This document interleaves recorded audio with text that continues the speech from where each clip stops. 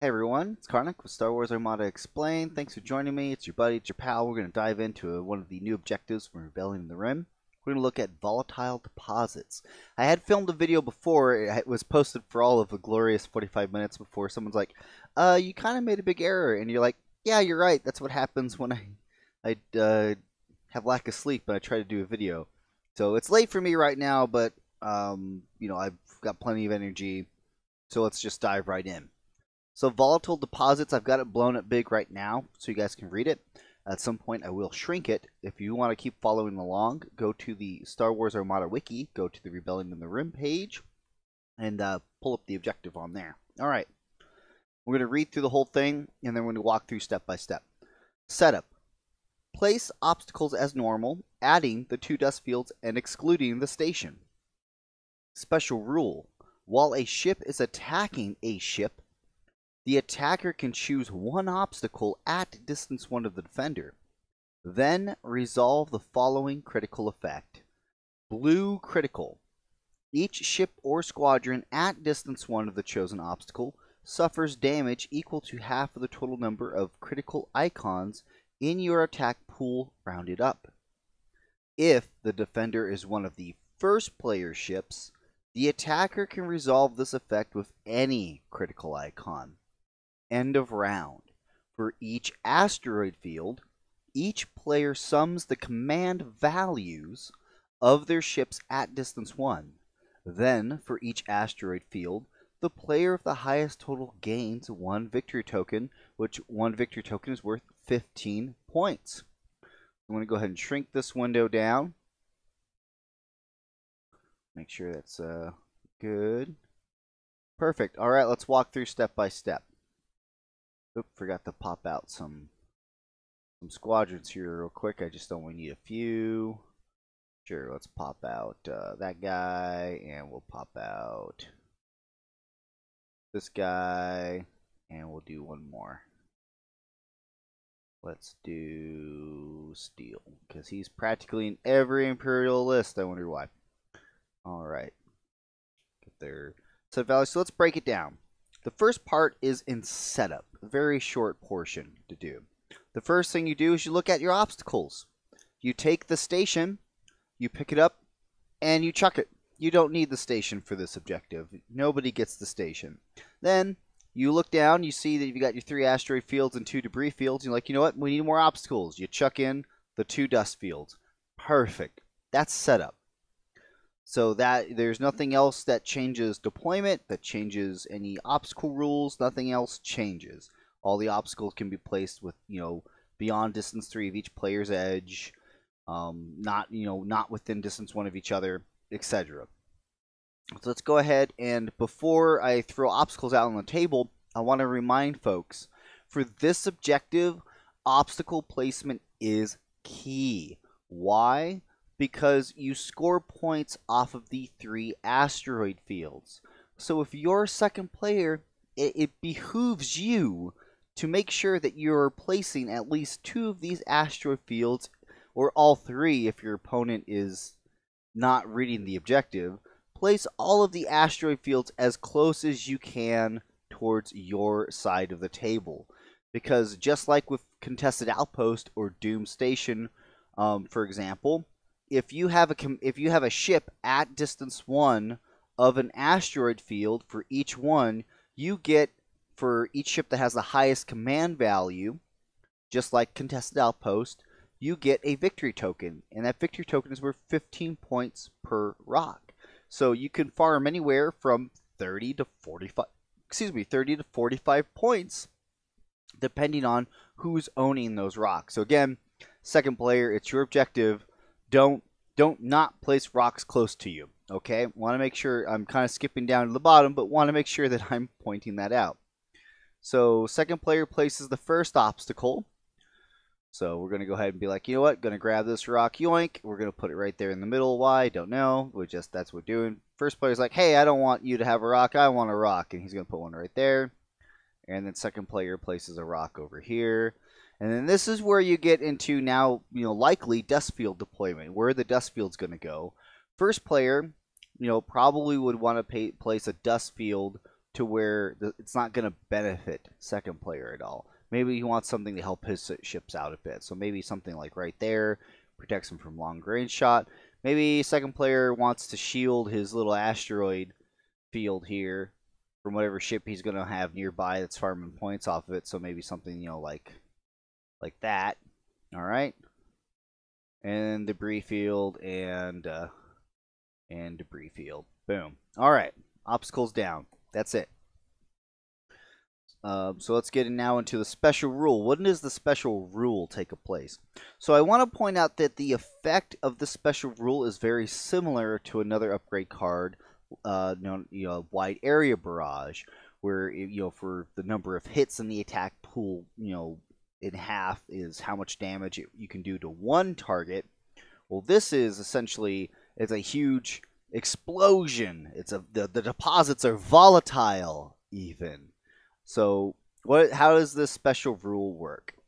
So I'm going to give a quick example here. We're going to say that this assault frigate is trying to farm, the victory token off that asteroid field. So he's trying to stay at distance 1 of it. Okay, and somehow the Star Destroyer has gotten up into medium range of that assault frigate. Because remember, if you're first player, you need a blue critical in order to resolve this critical effect. Now, I do want to point out that this is a modified critical effect. What this means is a standard contained token cannot stop this critical effect from going off unless you have Damage Control Officer equipped to your officer slot, which stops all special modified critical effects or any critical effect from resolving. So to say it one more time, the only thing that can stop this critical effect is Damage Control Officer on a ship with Contain. It modifies the Contain because normally what a Contain does, it stops the standard critical effect, which is you take 1 face-up damage to your hull if you take damage to your hull. Rather, you're modifying your critical effect to do whatever this says. So again, Damage Control Officer and Contain, when it's used in the Spend Defense Token step, will negate this effect to where it will not go off. So not useful against something like a Super Star Destroyer, which should have a Damage Control Officer staple to it, personal opinion. Alright, again, I want to make sure I was clarifying that. Again, let's get back to how does this work on the table.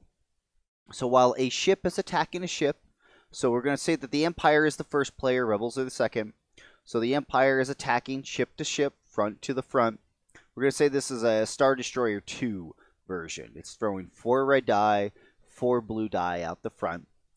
Alright, so in order for the first player to resolve this critical effect, he needs to roll a blue critical icon. Now, I do want to note a very kind of like an interesting timing aspect, in that you can resolve the special rule while attacking. So at any point in your attack step, before you get to the Spend Defense Token step, you do need to declare that you're doing the special rule. Because if you don't, and you get past that point in your while attacking step, which is the Modify Die step, you actually can't declare it in the Resolve Critical step. You need to declare it before then. Why? Because you need to determine if there's an obstacle at distance 1 of the ship that you're attacking. But we'll step through that. So while a ship is attacking a ship, the attacker can choose 1 obstacle at distance 1 of the defender, then resolve the following critical effect. So it usually just behooves you just to declare it as you're doing your attack, because then at least it opens up your choices if you want to do it or not. So again, you can say, I am attacking before you even roll any die. This is still a while attacking effect. Or, no, excuse me, back up 1 step. So this is a while attacking effect, which does mean you need to roll your initial die pool. So sorry for that slight screw up. So the first thing you do is you gather your die pool, make sure there's no obstruction, there's no other reason why you lose die or anything like that. You rolled your initial attack pool, which is again this ISD2, the 4 red die, the 4 blue die. And we see here in his initial attack pool, he did get some of those blue critical icons that he needs to do this. So now you've tossed your initial attack pool. Now you go on to the modify die step, and this is still in the while attacking phase. Now you can declare, hey, opponent, just so you know, are you at distance 1 of an obstacle? Let's check. So we saw here he's at medium range to be able to engage to throw those die, but we need to check from the ship to, excuse me, that one. So the black is distance 1, red is distance 2. So at distance 1, we can see here that the obstacle is definitely at distance 1, and what also qualifies for that, even if there's just only just a barely little nudge of that at distance 1, that's still at distance 1 of the ship. But again, you measure from the physical plastic base of the ship. You don't measure from the cardboard. You do not measure from the shield dials or the shield frames. You measure from the physical ship plastic. Okay? So let's go ahead and back that out. Let's scroll up what it was before. But yes, we check. Yes, this ship that is being attacked is at distance 1 of an obstacle. So now you, as the attacker, says, okay, defender, I see you're at distance 1 of that obstacle. I'm just letting you know that when it comes time to resolve a critical effect, that this is potentially one of the critical effects that I will want to resolve. Okay, so he's not going to do any die modification. That's already a really good roll anyway. Maybe you want accuracy locked on the brace, but let's not get too deep into that. So now as the attacker, you're done modifying your die. You've already said, okay, this is while attacking. I've declared that my intention of potentially wanting to resolve this critical effect. Because why can't you just say it right off the bat? Well, remember, your opponent still has the ability to either cancel your blue criticals or make you re-roll them or some other effect. You can't immediately just declare this is what's going to happen because you don't know until you get to the resolve damage step. So your opponent now in the spend defense token step is going to say, we're in medium range. I'm going to, exhaust my evade and redirect and my brace. And you know what? We're going to re-roll that double with my evade at medium range. And hey, turned it into a blade. Great. But you know what? He's still taking 1, 2, 3, 4, 5, 6 damage. So now we get into the resolve damage step. Now, before you brace that damage from 6 to 3, this is now where, as the attacker, you declare which critical effect you will be resolving. Are you going to be resolving the standard critical effect? Are you going to be resolving this objectives critical effect? Are you going to be resolving another different critical effect that ship could equip, like, XX9s or heavy ion emplacements or some other potential critical effect you can use? That's when you declare it. Okay, again, I'm making sure I'm being specific in the timing because, you don't need to declare if you're actually going to explode it behooves you to explode the asteroid field. So now we've come to the point. How does this now work? How does the special rule work? We got the blue criticals are still there. We're now in the resolve damage step. So before the attacker reduces that damage from 6 to 3, you declare which critical effect you're doing. You're saying, I'm going to resolve the objectives critical effect. That rock explodes at distance 1. Anything at distance 1, either the ships, your ships, their ships, squadrons, whatever is at distance 1, if it can take damage, it's going to take damage to the amount of criticals that were in your attack pool. Now for the attacker, it's for any attacker, it's just the number of total critical icons in your attack pool, half rounded up. So we see here he has 2 blue critical die. So you would take half of that, which is 1. So before you do any other damage suffering, this rock explodes. It deals 1 AoE damage all the way around it at distance 1.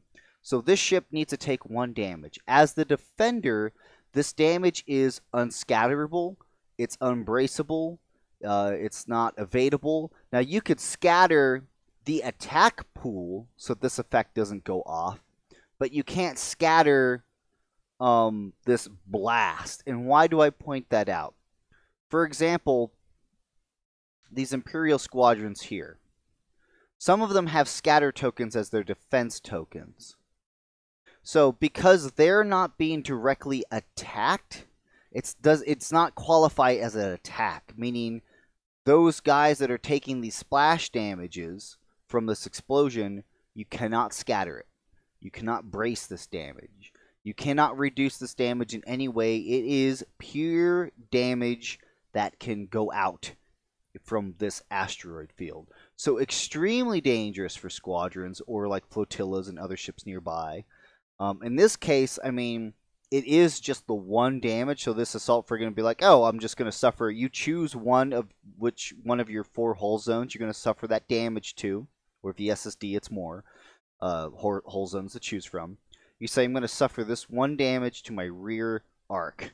So you take 1 damage off of your rear arc there. Now, you always suffer damage first to shields, and then if there's no shields in that hull zone you've selected, then you suffer it as face-down damage cards.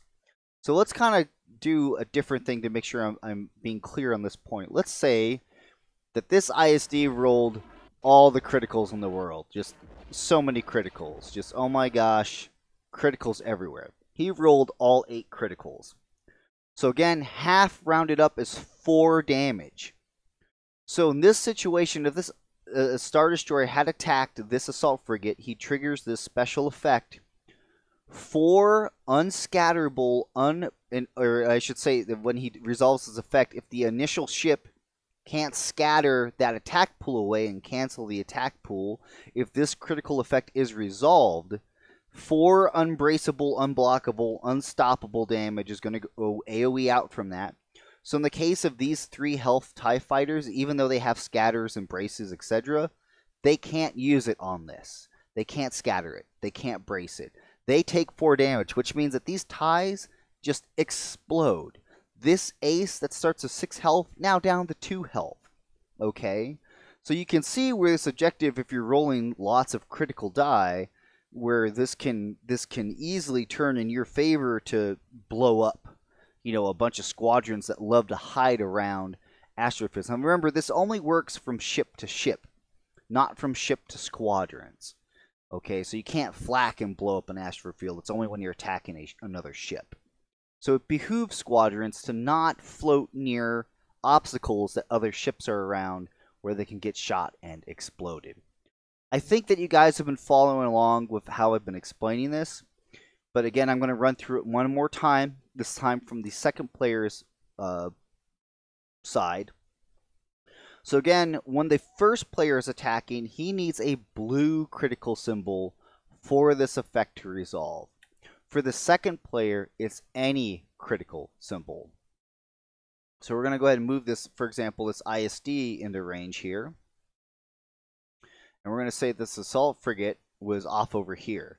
And he's got this Star Destroyer double arced. And for some reason, there's just a bunch of squadrons out in front of him. He's like, keep me safe, squadrons.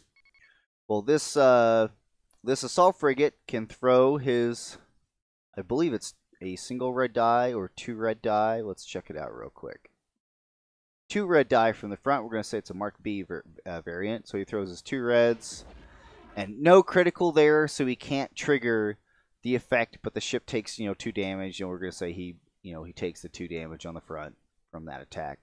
Then here comes a side shot with 3 red die. And hey, he managed to get the 1 there. Star Destroyer, we're going to say, has no ability to cancel or negate that effect. The second player then says, okay, because I can resolve this effect with any critical icon in my attack pool, I'm going to resolve the special rule. We're going to check distance 1. What's that distance 1? This debris field and asteroid field. Well, I'm going to trigger it from this asteroid field. And this asteroid field now in the resolve damage ship, it explodes for 1 damage. So these squadrons all suffer 1 damage. And the Star Destroyer is going to say, you know what, I'm going to suffer that 1 unblockable damage to my rear hull arc. And now you suffer the damage from the attack. I should have pointed that out. Is when the Star Destroyer was attacking the assault frigate, you still resolve the actual damage from the attack pool. So, the Star Destroyer in this case still takes the 1 damage, and before, when that Star Destroyer was attacking the assault frigate, that assault frigate would have still taken 4 damage from the attack pool. Okay. I think that I've been pretty specific and clear on the objective. And the mistake I made before was I thought that the asteroids or that the obstacles exploded and you removed them. You don't. The obstacles do not get removed. They stay in place. They don't get destroyed in their explosion. So it means that you can, if you keep attacking a ship, if it's moving slow, you can keep exploding that obstacle over and over and over and over again, and causing problems for the player that is stuck near them. So that's the risk versus reward factor of these asteroid fields, is that if you want to farm them, you got to be near them. And if you're near them, you're potentially going to get shot, and this obstacle is going to explode, and it's going to deal additional damage to you. Now, again, I want to specify that, for example, if it's a Gazanti near this asteroid field, and if you try to attack him with your 2 red die, and even though you rolled the critical symbol at long range, or or if there's no accuracy there, in this situation, it is at a medium range. Well, you know what? The Gazanti can still scatter that and cancel the attack pool. So you can't resolve that critical effect. Again, I want to make sure I'm being crystal clear about that. And again, finally, as I mentioned before at the start of this whole thing, now again to mention at the end of round, you sum the command value of each ship, which the Gazanti is command value of 1. He's what's closest to the asteroid field, so he claims it. He gets a victory point for that, or victory token of worth 15 points. Now, if you're in a situation where it's a Star Destroyer at distance 1 of this rock, and the assault frigate at distance 1, let's see here, the assault frigate's command 3, the ISD is command 3, in which case nobody claims it unless, for example, this Gazanti managed to saunter up. Increases the command value of your ships near it from 3 to 4. 4 beats 3. So then they can claim that asteroid field. So again, it works exactly like Contested Outpost, just that these things are all going to be exploding around you from all these ships' attacks. But again, the second player is essentially farming 30 points a turn, while the first player can only farm 15 points a turn. So it still is encouraging the first player to come fight the second player, and the second player needs to try to position stuff and things to where it's going to be advantageous to him and not to the first player. I think that I've covered everything. There's no other crazy interactions or anything else going on. Obviously, things like interdictors or graph shift reroute can always grab these asteroid fields, pull them even further closer into his backline, to where it's harder for the first player to rush down and engage. But I don't think there is anything there that needs any extreme explanation or anything like that. One thing about the dust fields I do want to make sure I'm mentioning, and again in some of my other videos I've mentioned this, is that when you shoot through a dust field, remember when it's a ship to ship attack or a ship to squadron attack, if line of sight is traced across the dust field in any way, shape, form, or fashion, you cannot conduct that attack. Now, squadrons can attack over the dust field as it's only obstructed for them. Okay, but any ship to attack or any ship to squadron is negated, can't do it at all. But squadrons are only obstructed. One thing I do want to point out is, like in my other videos with these that I've had, is what happens if you breach the dust field with another ship. What happens then if you draw an attack through it? Well, the dust field mentions that you are tracing line of sight. Technically, you're still tracing line of sight over the dust field, even though there's a ship on top of it. The attack is still negated. There's no magical bridge that appears as the Gazanti plows through the dust field, So the attack is still considered negated. You can't shoot through another ship to a different ship, in front or behind him. Wanted to make sure I was specifying that. And again, if you want to know where that dust field is and if it's blocking or not blocking, you just simply mark the ship and remove it, trace line of sight. So I wanted to make sure I was being crystal clear with that. But that is volatile deposits. I don't think there's anything else. Again, if I missed anything, comment, let me know, point it out. I do try to make sure I'm being as correct as I can with all these after talking with other terminal TOs from regionals and worlds, etc. But even I get things wrong. So I do appreciate you guys watching. I know this was kind of a longer video, but I hope that I explained this all out. Of course, any questions, comments, post them below. I, again, appreciate you guys watching. And hey, I'll catch you next time.